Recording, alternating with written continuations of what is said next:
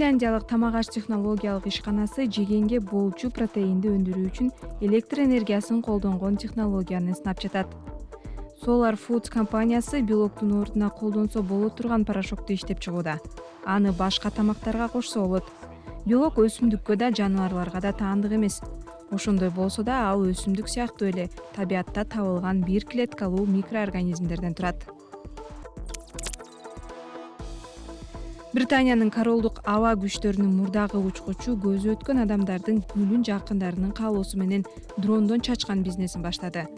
Aerial Ashes компаниясынын негиздөөчүсү Кристофер Мейс бул идеяны аскер кызматында жүргөндө мурдагы тейлөө кызматкеринин гүлүн деңизге чачкандан кийин пайда болгонун айтат. Биз күлдү университеттин кампусуна, ички дарыяларына чачабыз. Бул өзгөчө индус коомчулугунда кенен тарагандыктан мындай кызмат аларга пайдалуу болмокчу. АКШда рулдун механизминде пайда болгон көйгөйдөн улам Tesla компаниясы 40 миңден ашык унаасын артка алды. Илон Масктын электромобилдерин өндүргөн ишкана унаалардын рулдук башкаруу системасы катаал жолдордо же чуңкурга урунгандан кийин иштебей калышы мүмкүн деп билдирди. Tesla 2022-жылы 3 миллион автоунаасынын 17син чакыртып алуу жараяны аркылуу кайра өзүнө алган.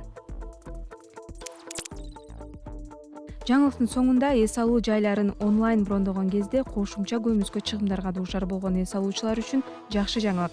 Airbnb компаниясы өз кардарлары жакында турак жайды брондоодон мурда алардын жалпы наркын көрө алышат. Декабрь айынан баштап салык, тазалоо жана башка тейлөө кызматтарынын баасы өз-өзүнчө толук көрсөтүлөт. Airbnb компаниясынын жетекчиси Брайан Чески бул платформадагы баалардын ачыктыгын жакшыртууга карай жасалган кадам экенин айтты.